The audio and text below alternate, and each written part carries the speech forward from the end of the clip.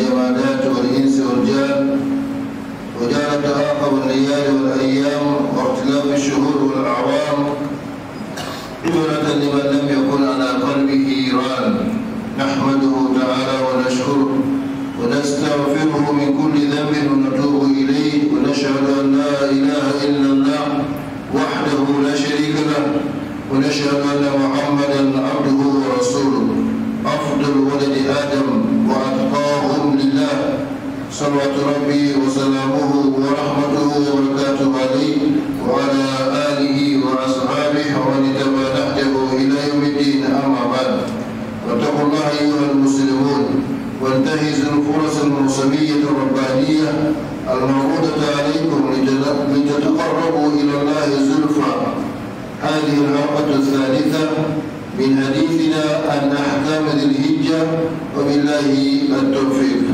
Chers frères et sœurs d'Islam, la loi appartient à Allah, le souverain juge à qui appartient les trésors de ceux de la terre, qui a assujetti les orbits célestes et déterminé les temps. Il s'est purifié et éloigné de tout associé à toute chose. Tout l'univers témoigne de sa seigneurie. Ils sont soumis à sa grandeur, à son pouvoir les hommes, les djinns et tous les éléments de la nature. Il a fait de la succession des jours, il a fait de la succession des jours et de l'alternance des mois et des années un signe et une leçon pour quiconque a le cœur pur. Nous lui sommes reconnaissants de tous ses bienfaits. Nous implorons son pardon et nous nous reportons à lui. Nous témoignons et Allah suffit pour témoin. Il n'y a pas de divinité digne d'adoration hormis Allah, l'unique sans associé, et que Muhammad sallallahu alayhi wa sallam est son serviteur et son envoyé. Il est le meilleur et le plus pur des fils d'Adam. Allah lui accorde abondamment ses prières, son salut, ses miséricordes et ses bénédictions, ainsi qu'à sa sainte famille, à ses fidèles compagnons et à tous ceux qui emboîteront leur pas dans le chemin du bien jusqu'au jour de la résurrection. Craignez Allah aux musulmans et profitez des occasions saisonnières divines qui vous sont offertes pour augmenter votre proximité auprès d'Allah subhanahu wa ta'ala. Voici le troisième sermon sur les préceptes relatifs au mois de Dhul-Hijjah, que l'on nous confronte davantage à son bon traitement. Chers frères et sœurs islam, sachez que vous vivez par la volonté d'Allah les jours de la première décade de Dhul-Hijjah, c'est-à-dire les meilleurs jours de l'année. Ce sont des jours bénis qui renferment des privilèges divins, des récompenses énormes, des degrés élevés, des mérites immenses et des particularités très importantes. Nous continuons l'énumération des conditions de validité de la bête à sacrifier. Je vous rappelle la quatrième condition sur laquelle nous nous sommes séparés, à savoir que la bête à sacrifier doit être obtenue par une voie licite. C'est pourquoi il n'est pas permis de sacrifier une bête volée ou acquise de force, ou une bête dont les prix d'achat proviennent d'une source illicite, telle que le permis, l'usure, la corruption, la trahison, la loterie, etc. Car le sacrifice est une adoration. Allah est bon dans ce que c'est qui est bon. Alors, le sacrifice est une adoration.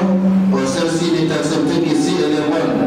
Que le musulman veille donc à remplir les conditions exigées afin que son sacrifice soit valable et acceptable auprès d'Allah subhanahu wa ta'ala.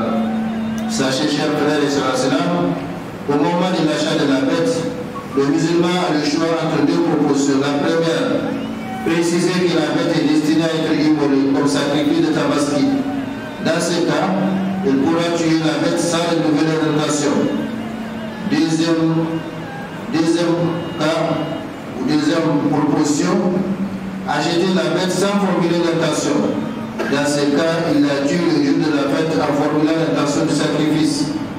À partir du moment où la bête est consacrée verbalement au sacrifice, il y a des règles qui s'y appliquent. Donc, la première, la bête n'appartient plus à celui qui l'a achetée, mais elle appartient à Allah subhanahu wa ta'ala. Par conséquent, celui qui l'a achetée n'a ni le droit de la vendre, ni de la donner en cadeau à quelqu'un, ni de la changer contre une autre bête, à moins qu'il la change contre une bête meilleure. Dans ce cas, il n'a pour aucun blâme. Si celui qui a acheté la bête est décédé, après avoir déclaré que la bête est destinée au sacrifice, on ne doit pas vendre cette bête. Il incombe plutôt aux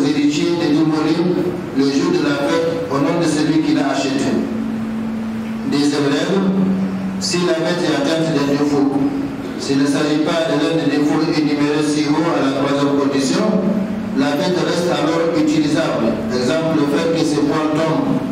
Si le défaut entraîne l'invalidité de la bête pour le sacrifice, ou si le défaut est survenu par négligence, c'est-à-dire manque de soin de la part de celui qui l'a acheté, la bête, alors il doit, c'est-à-dire l'acheteur doit obligatoirement la remplacer par une autre bête bien portante.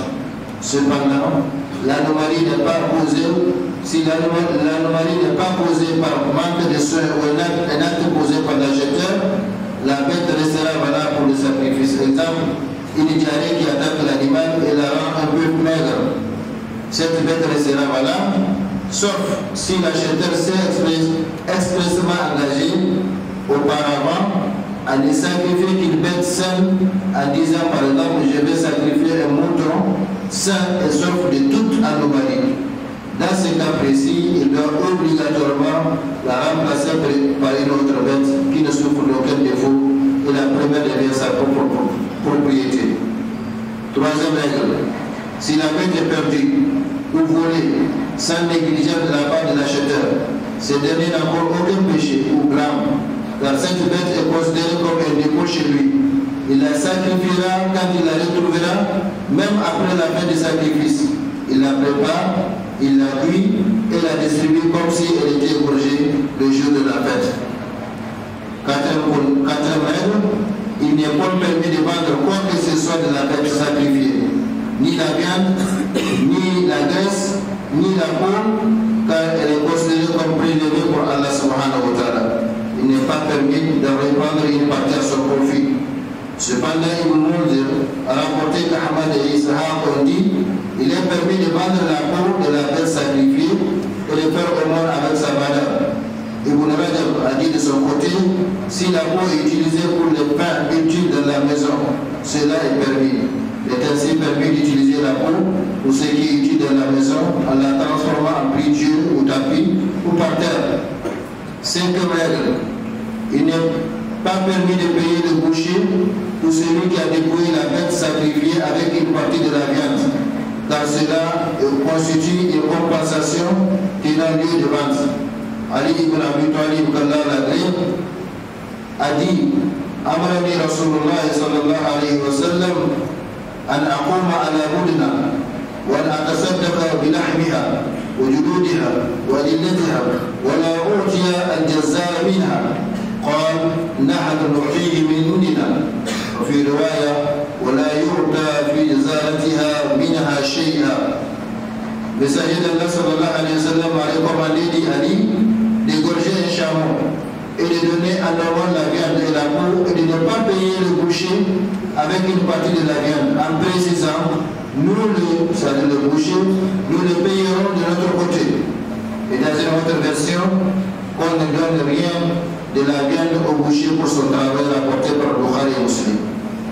Mais, chers frères et sœurs, si celui qui a travaillé le mouton est payé, et puis après cela, on lui donne une partie de la viande comme cadeau ou à cause de sa pauvreté, il n'y a aucun mal à cela. Dans ce dernier cas, le cas de la pauvreté, celui qui a travaillé le mouton est plus méritant, a plus de droit à la viande que n'importe qui. Mais il doit être payé d'avance afin qu'il ne cède pas une partie de son salaire en compensation du cadeau. Que Allah subhanahu wa ta'ala nous fasse comprendre. Barakallahu li wa lakum bil Qur'an al-Karim wa nafa'ana bima fihi min al-ayat wa dhikr al-hakim. أقول ما تسمعون وأستغفر الله لي ولكم ولسائر المسلمين في كل مكان ومن كل ذنب